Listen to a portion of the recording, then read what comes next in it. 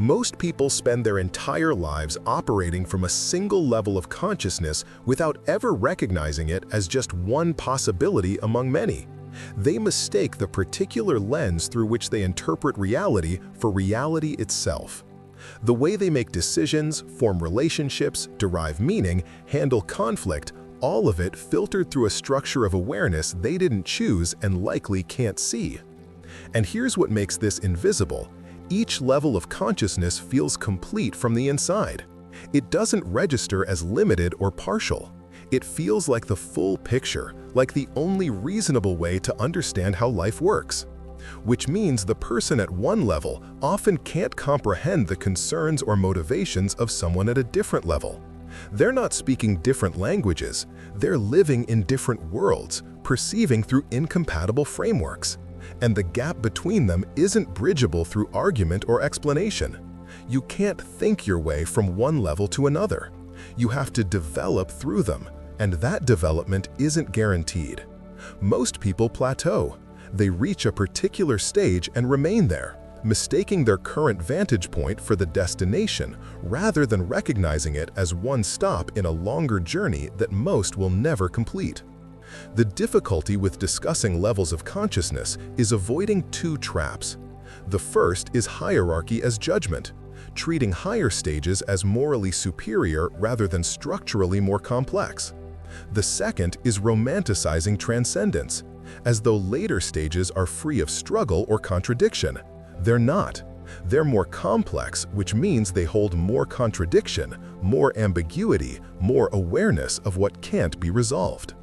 Development doesn't make life easier, it makes you capable of engaging with harder problems.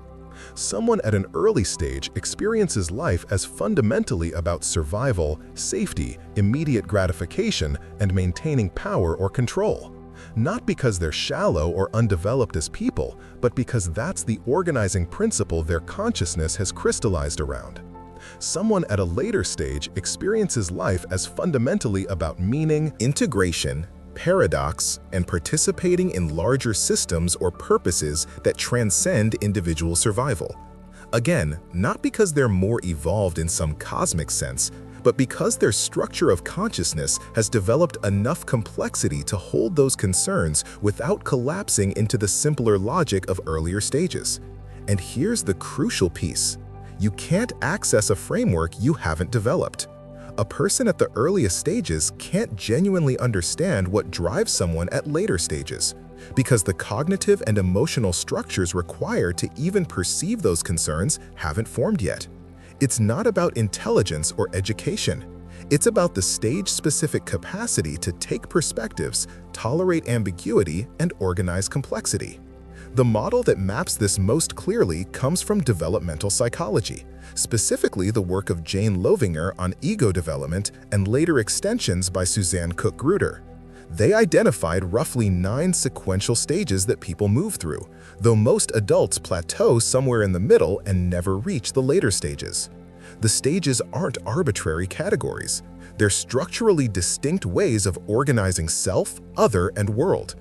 Each stage transcends and includes the previous one, meaning you don't lose the capacities of earlier stages when you develop. You integrate them into a more complex structure. The earliest adult stage, often called the opportunistic or self-protective level, organizes around immediate self-interest. The world is perceived as hostile or competitive. Others are either resources to exploit or threats to defend against. Rules exist to be manipulated. Morality is whatever benefits the self or avoids punishment. This isn't sociopathy, though it can look similar. It's a stage-specific logic where the self hasn't differentiated enough from its immediate needs to consider broader contexts or long-term consequences. People at this stage aren't evil. They're operating with the cognitive and emotional tools available at that level of development, which are limited to short-term tactical thinking and power dynamics.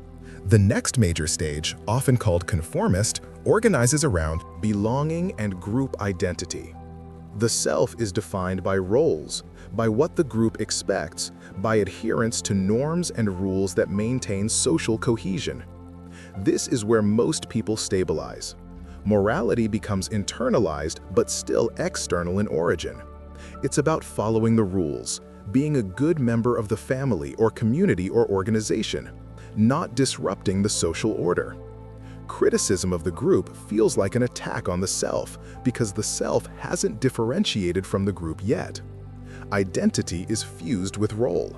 The accountant who is accounting, the mother who is mothering, the church member who is the doctrine they profess. There's safety in this and functionality. Societies run on people who follow norms, who don't question too deeply, who perform their roles reliably. But there's also constriction. Anything that doesn't fit the approved identity gets suppressed, pushed into shadow, or projected onto others who become convenient containers for the disowned material. The person at this stage experiences doubt or deviation as dangerous, not because they're rigid by temperament, but because their structure of self can't yet hold contradiction without fragmenting. Development beyond conformist requires a crisis. Something has to break the fusion between self and role.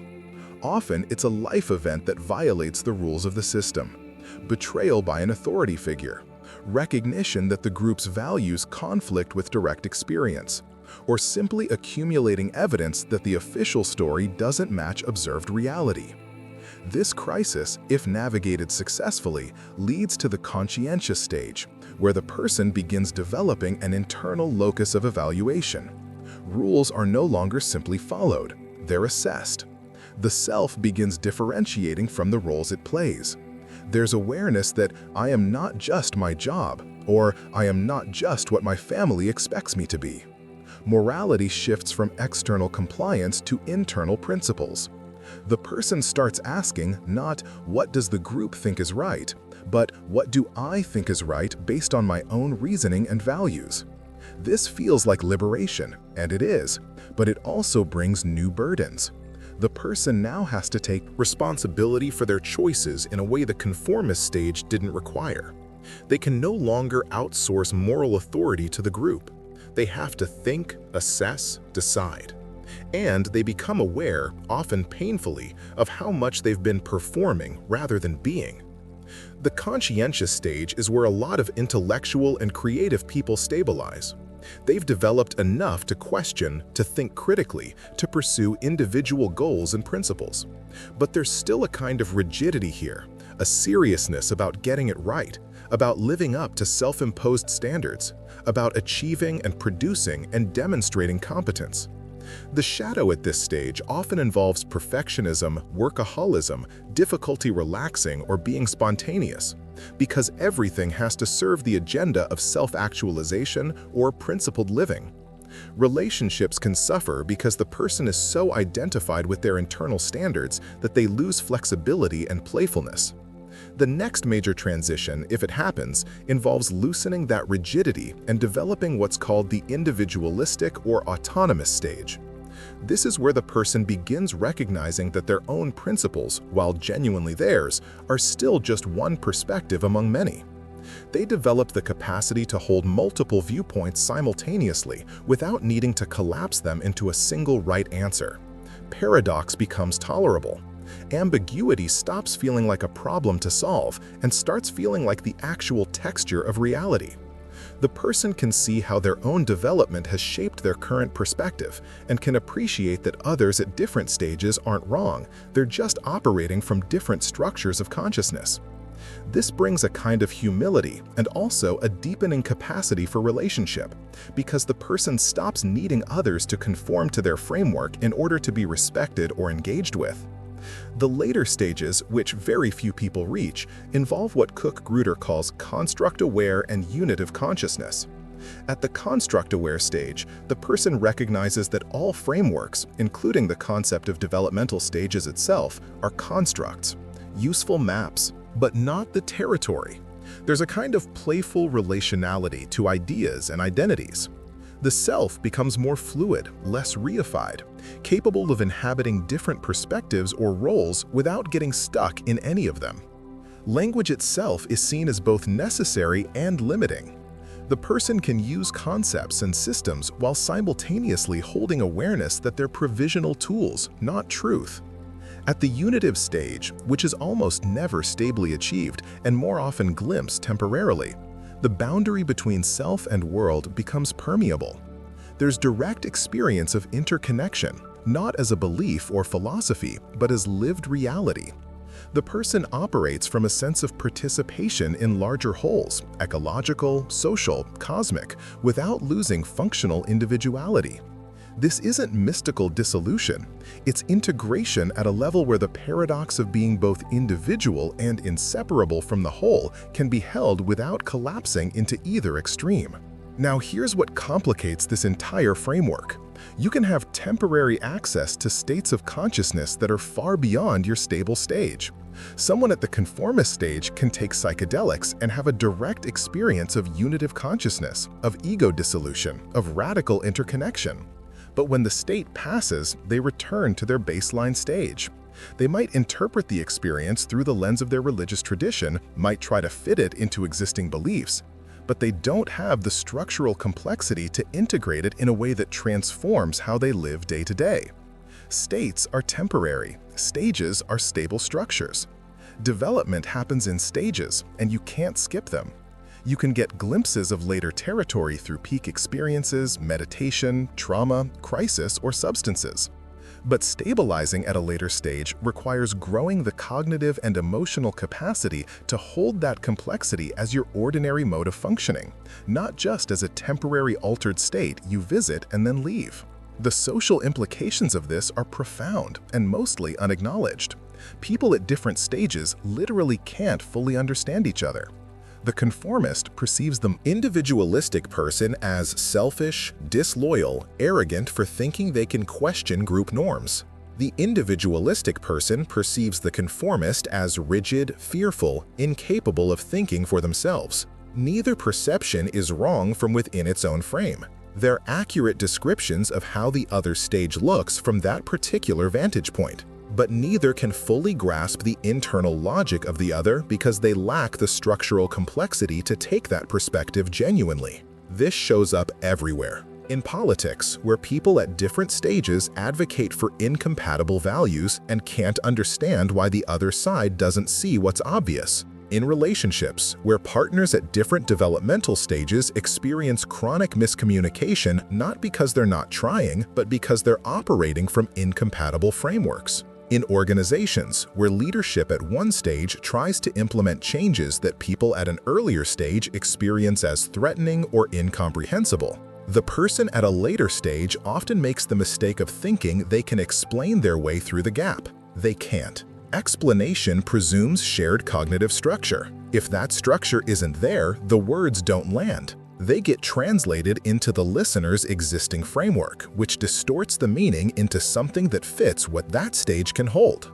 One way to begin recognizing your own stage is through examining what triggers defensiveness. When someone challenges your identity, your values, your way of making sense of the world, what do you feel? If the challenge feels like an existential threat, like something that could destroy you if you let it in, that's diagnostic. It means your sense of self is fused with whatever is being challenged.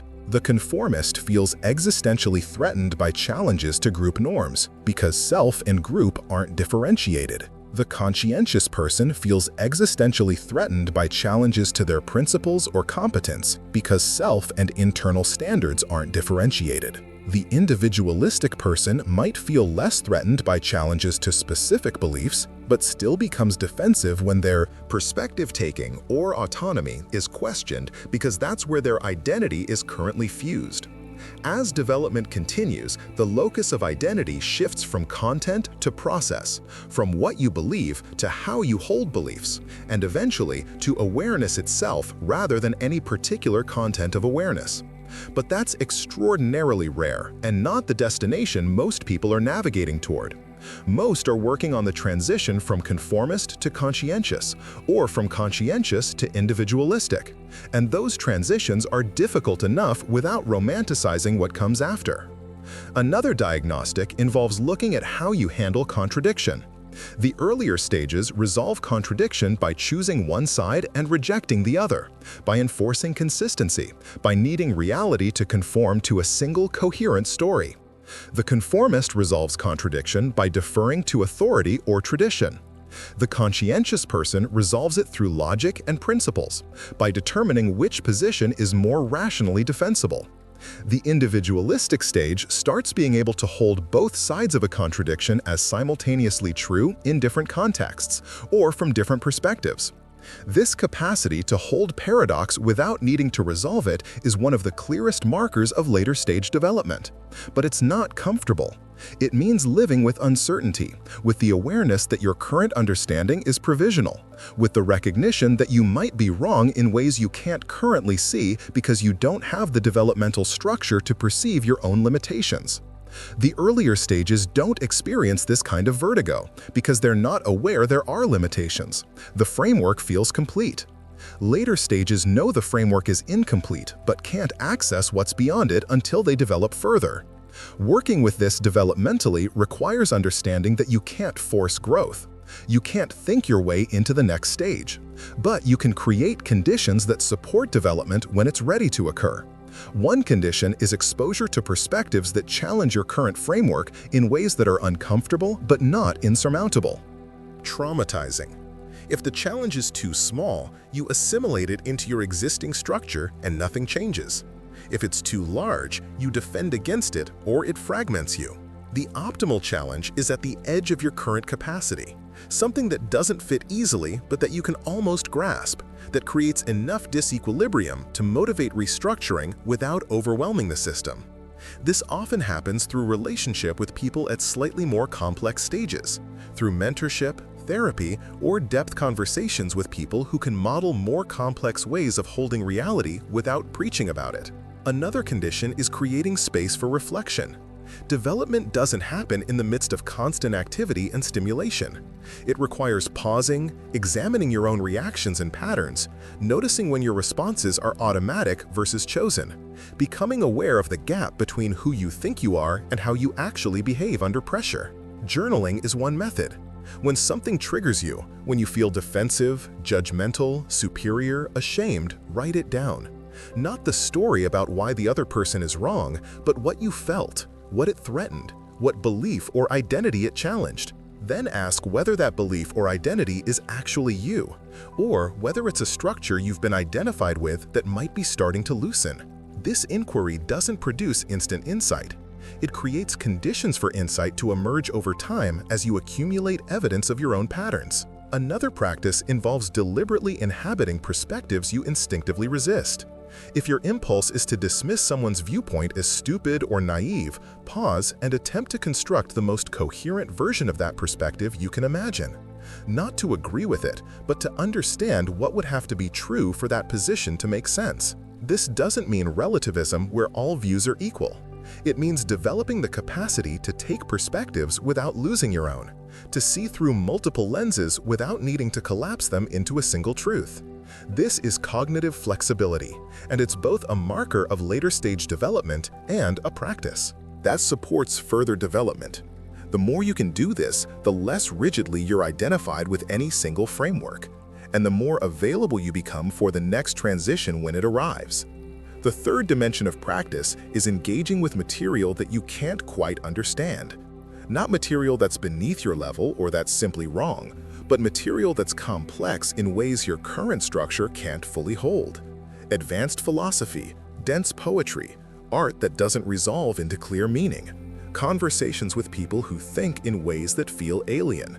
The goal isn't to master this material, but to sit with the discomfort of not understanding, to let your cognitive structure stretch attempting to grasp something just beyond current reach. Over time, if you stay with it, the structure reorganizes at a higher level of complexity, and what was incomprehensible becomes clear. But you can't force the timeline. Development happens at its own pace, and attempts to accelerate it through willpower or techniques often just produce spiritual bypassing, using the language and concepts of later stages without having the structural capacity to live from them. The integration that emerges from this work isn't transcendence of earlier stages. It's the capacity to access them when appropriate, while not being imprisoned by them.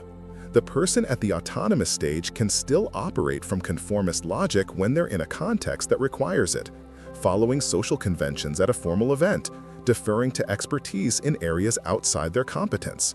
But they're choosing to inhabit that framework temporarily rather than being unconsciously limited by it. They can also access conscientious achievement orientation when working on a project, or individualistic perspective-taking when navigating conflict, or construct-aware playfulness when engaging with ideas. The stages become tools in a repertoire rather than fixed identities. This is what vertical development means: adding new capacities without losing old ones, becoming more complex without becoming more fragmented. And the paradox is that the person who is genuinely developed to later stages often appears simpler, less preoccupied with demonstrating their sophistication, more comfortable with ordinariness. Because they're not performing development, they're just living from whatever structure of consciousness has stabilized, which from the inside doesn't feel special or elevated. It just feels like being here, noticing what's present, responding from available complexity without needing to announce it or prove it to anyone, including themselves. The question the title poses, "Where are you?" isn't meant to create a ranking system where higher is better and earlier is worse. It's an invitation to recognize that how you currently make sense of reality is one possibility among many, that it has both gifts and limitations, and that recognizing its contours is the first step toward whatever comes next if and when development continues. Most people will spend their lives at a single stage, and that's not a failure. The stages aren't a moral hierarchy, they're a developmental map. But knowing where you are on the map changes how you navigate. It makes the limitations visible, which paradoxically is what creates the possibility of transcending them. Not through effort or aspiration, but through the organic process of a structure recognizing its own edges, and, given the right conditions and enough time, reorganizing itself into something more complex that can hold what the previous version couldn't. That's not guaranteed, it's not even common, but it's possible, and the possibility is enough to make the inquiry worthwhile, not as a destination to reach, but as a process to inhabit for as long as consciousness continues unfolding into forms it hasn't yet taken, revealing territory it hasn't yet mapped, discovering questions it hasn't yet learned to ask.